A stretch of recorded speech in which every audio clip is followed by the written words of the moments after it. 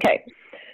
Then the king said to Haman, quickly, take the robes and the horses, as you have said, and do so to the Jew Mordecai, who sits at the king's gate. Leave out nothing that you have mentioned.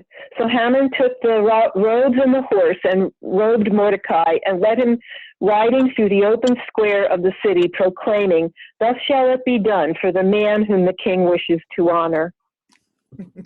Right. So he's leading him through. Now, the picture that I put in here is an old picture that was taken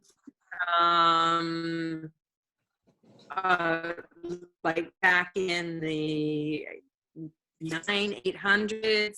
I found this online, of course, and it's Haman leading Mordecai through the streets. And Haman's wife, is that right? I think, who is throwing refuse out the window onto Haman. She knows it's he, or whether she thinks it's somebody else and Haman is on the horse, I don't know. But I thought it was a pretty clever drawing here. This is from one of the illustrated books that comes before the printing press came into play. And you had the monks and other people who were just hanging out, writing books and putting in different decorations to help people understand, because people couldn't read, but they could understand some drawings. It's kind of cool that it's written in Hebrew also. It is. So, and we're looking at one small part here yet, and that would be verses 10 through 13. Pastor, would you have a Bible handy? I do. Could you read 10 through 13 for us, please? I can. That repeats a little bit that I think was just read, if you don't mind. Then the king said to Haman, take the robes and the horse, as you have said, and do so to the Jew Mordecai, who sits at the king's gate. Leave out nothing you've mentioned. So Haman took the robes and the horse and robed Mordecai and led him riding through the open square of the city, proclaiming, thus shall it be done for the man whom the king wishes to honor. Then Mordecai returned to the king's gate, but Haman hurried to his house mourning with his head covered. When Haman told his wife Zeresh and all his friends everything that had happened to him, his advisors and his wife Zeresh said to him, if Mordecai, before whom your downfall has begun, is of the Jewish people, you will not prevail against him, but will surely fall before him. Oh yeah, supportive wife. Here we go. Thank you. So, what attitude do you find now with Haman and with his family? He's in lament. All right, so they are definitely scared, right? And something's going to go on. And how do they respond?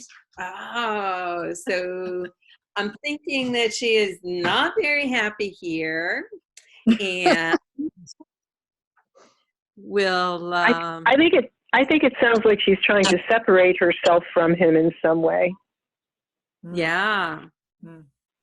Yep. So you are in trouble, honey, and yeah, I'm going to back off here. Not quite expressed that way, but very close. And okay, so I don't want to read the last verse here yet, but I want to think about some of these questions. Have you ever done something nice for somebody and it went unnoticed? And if so, how did you feel? And how did you feel? And what was your response?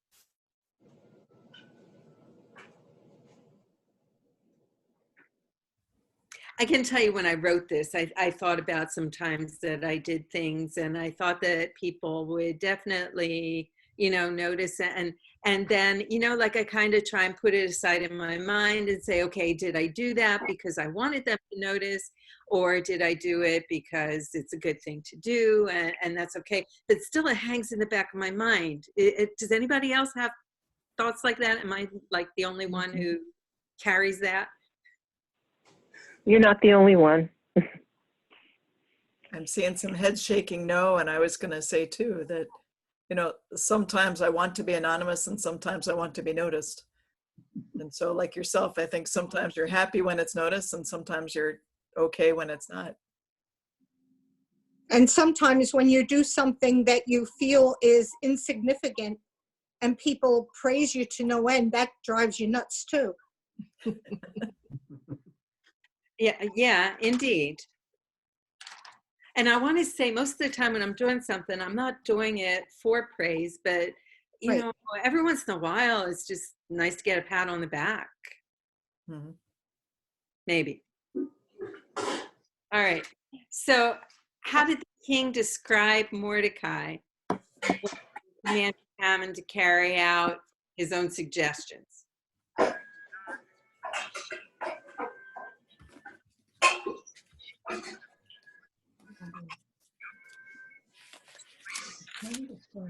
Not understanding that question. How did All the right, king? so what did the king think about Mordecai? Well, Right he wanted to honor him. Mm-hmm. Yeah, so he thinks he's pretty amazing. Where is Mordecai right now? At the gate. Yeah. And what's he wearing? Sackcloth. Uh-huh. And do you think Mordecai felt forgotten by the king? Yeah. Okay. And what effect does this have on Mordecai's attitude? I don't know. Mordecai kind of strikes me as someone who's not real prideful. You know, that he's still at the king's gate every day, and he's very persistent and very present, but it seems like he has a power from within that doesn't need a lot of affirmation from the outside. Because after all that, he goes back to the king's gate. He does. And I don't know that he's just like hanging out there waiting for, he's waiting in support of Esther, I think. But also, like, don't forget, there's a problem here. Mhm. All right. In this translation, So, he returned to the gate to his yeah, duties. go ahead. So it indicated here that he was doing his duties. Okay. Mordecai returned to the king's gate. I don't have that in this translation that I have in front of me, but that's not to say differently.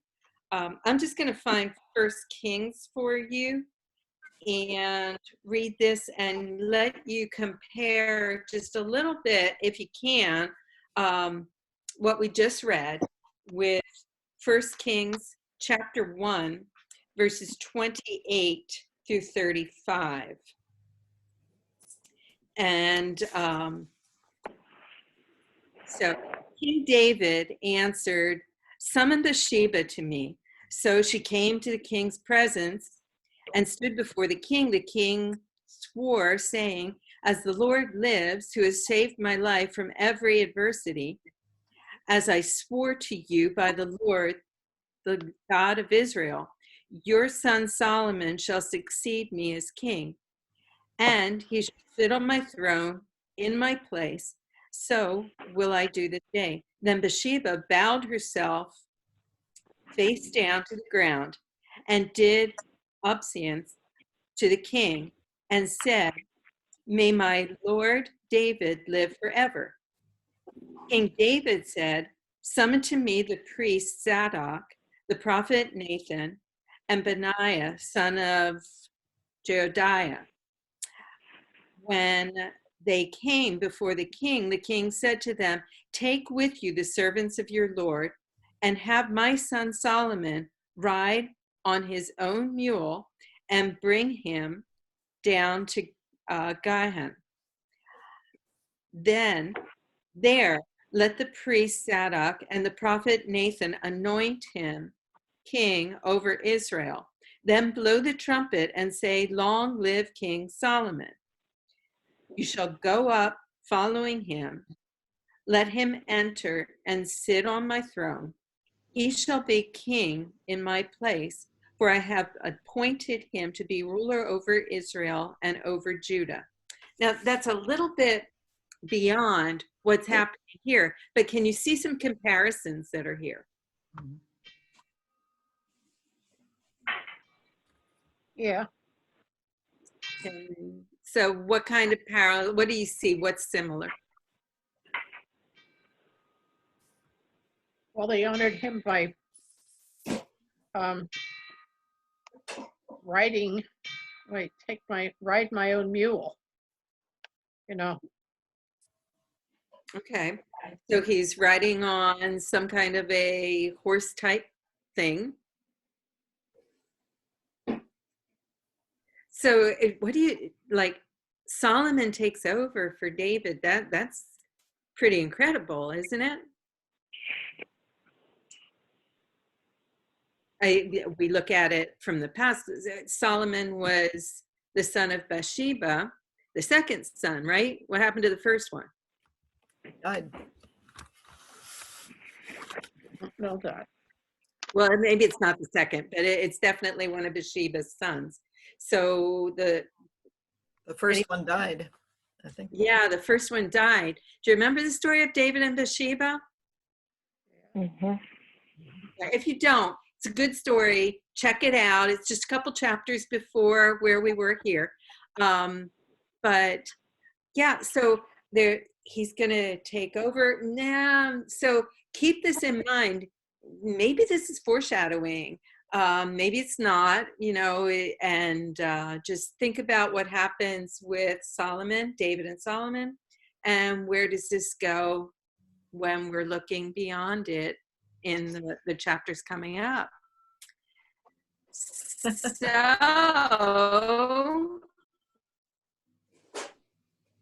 Esther 6:14 says, while they were still talking with him, that would be Haman's family. While they were still talking with him, the king's eunuchs arrived and carried Haman off to the banquet that Esther had prepared. And he is off with his wife saying, I don't know that this is a good thing. Of course, he can't say no, that he's not going to go to the banquet. But he has that in the back of his mind, like, oh, there might be a problem here. My translation actually has not even that he was carried, but he was hurried, as though he was reticent and the eunuchs were getting him there on time. So here we go. And that's as far as we're going for this week. Questions, comments,